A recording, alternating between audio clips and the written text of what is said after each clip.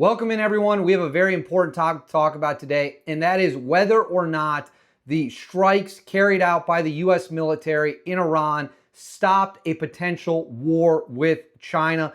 Were the strikes enough to not just knock out Iran's nuclear program, but also to send a strong message to China that if you mess with us, guess what? We are absolutely going to be able to take you out as well, because there's great fear at the moment that we could be in a direct conflict with the Chinese within 2 to 5 years. We'll get into all of that and much more throughout the video.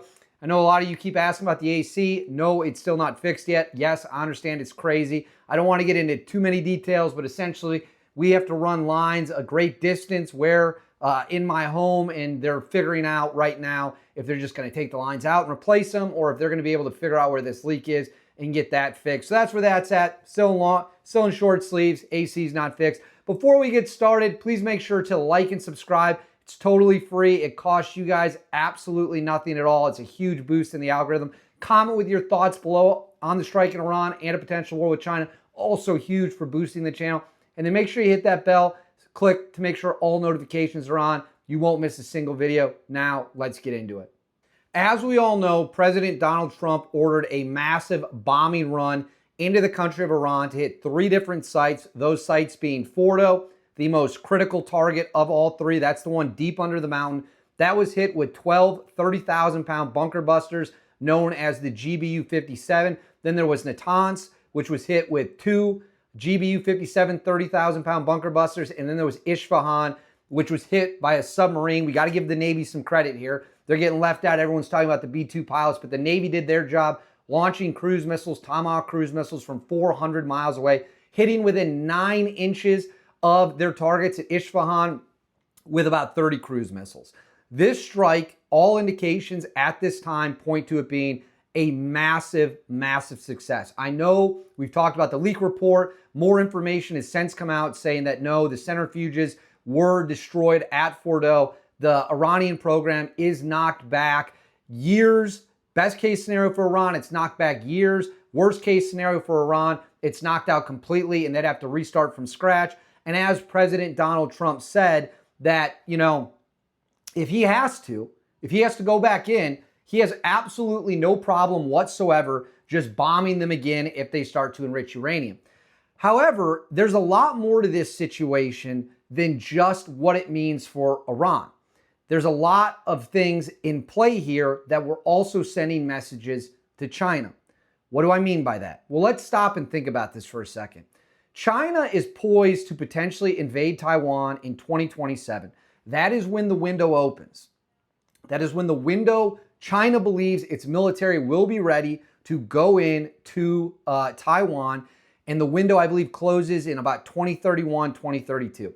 That's the window the Chinese are acting on. I can tell you from my sources, the United States military is acting on the exact same time window. The United States military is convinced beyond a shadow of a doubt that there will be a military engagement with China.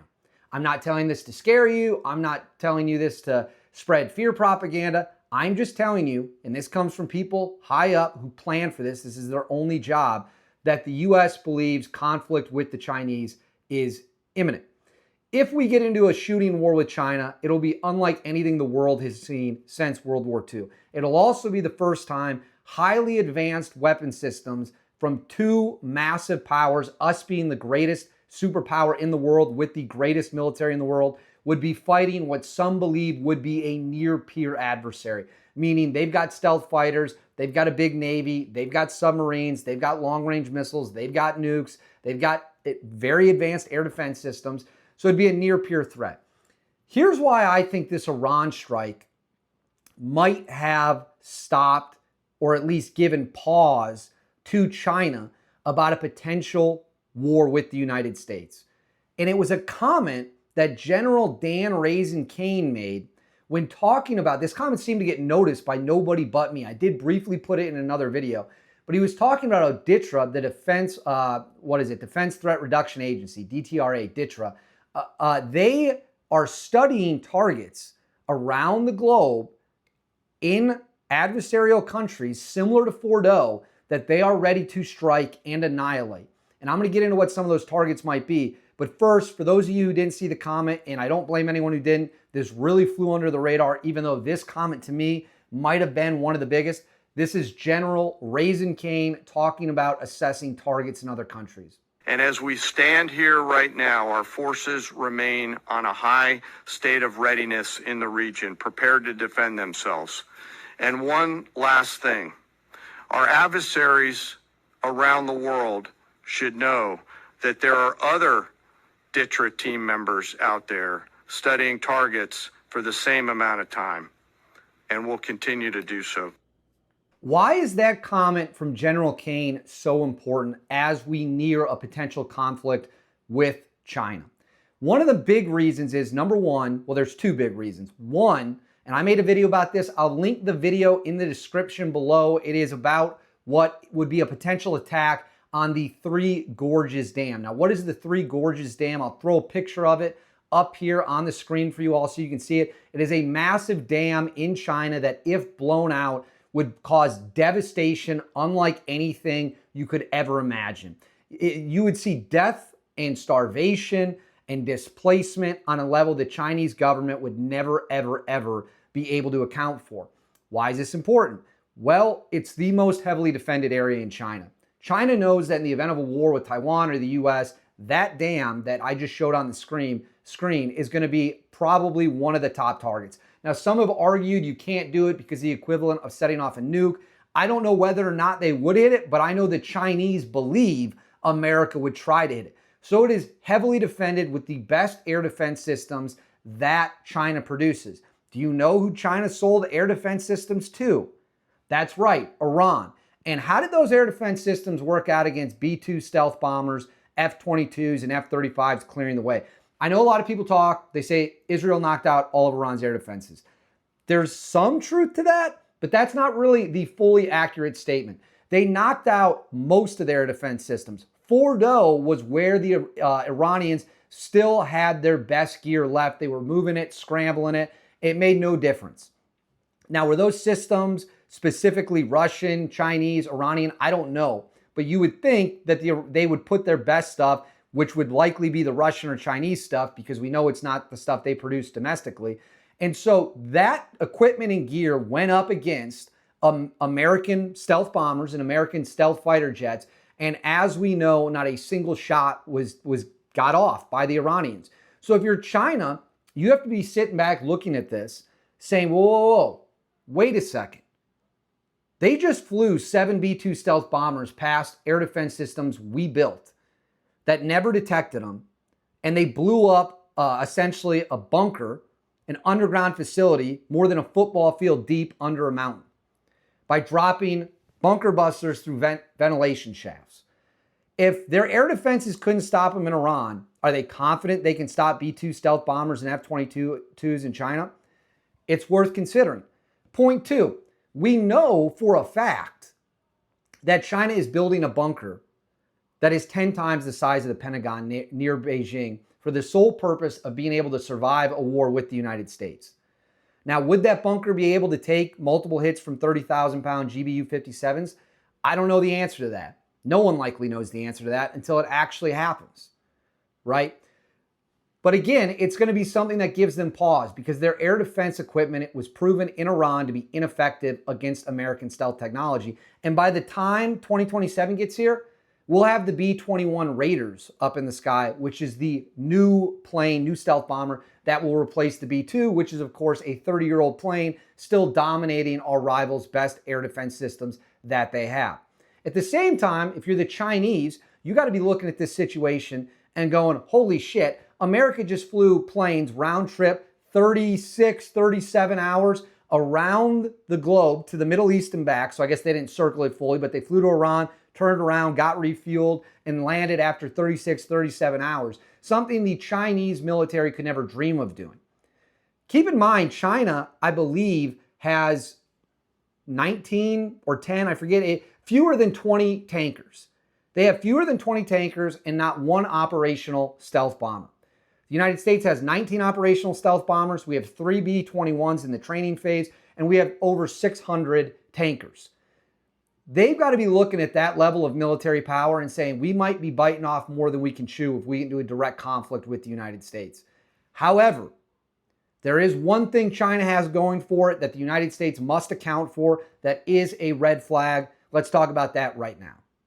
One of the big issues, challenges, hurdles, obstacles, call it whatever you want, that the United States is going to face in a war with China is in part what's called the tyranny of distance. We can only fight with what we can bring to the table in the region. As with China, they have everything right there on their shores, which is a big issue because the United States military war planners are often in heated debate about whether or not to strike mainland China in the opening days of a potential invasion of Taiwan. But there's another problem. I'll throw this up on the screen. I talked about this in my Israel video, the last one I did. The United States used up reportedly 20% of its THAAD, which is the Terminal High Altitude Air Defense System, when protecting and saving Israeli lives to make sure Iranian bombs weren't falling, or more Iranian bombs, I should say, weren't falling on their cities at a cost of roughly $1 billion.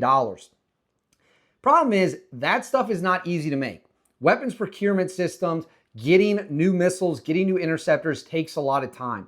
I reached out to a source of mine today to get his opinion on it, and he told me he does not believe the United States will be able to intervene without multiple THAAD systems in the region, Guam, Japan, other areas that we would need them in, because we need that highest level of air defense to confront the Chinese on their home turf, essentially.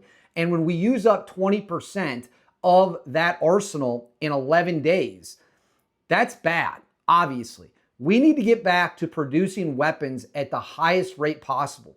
Because with the more weapons you have, the more strength you have. If you have a lot of strength, you have deterrence. China might not attempt to make a move.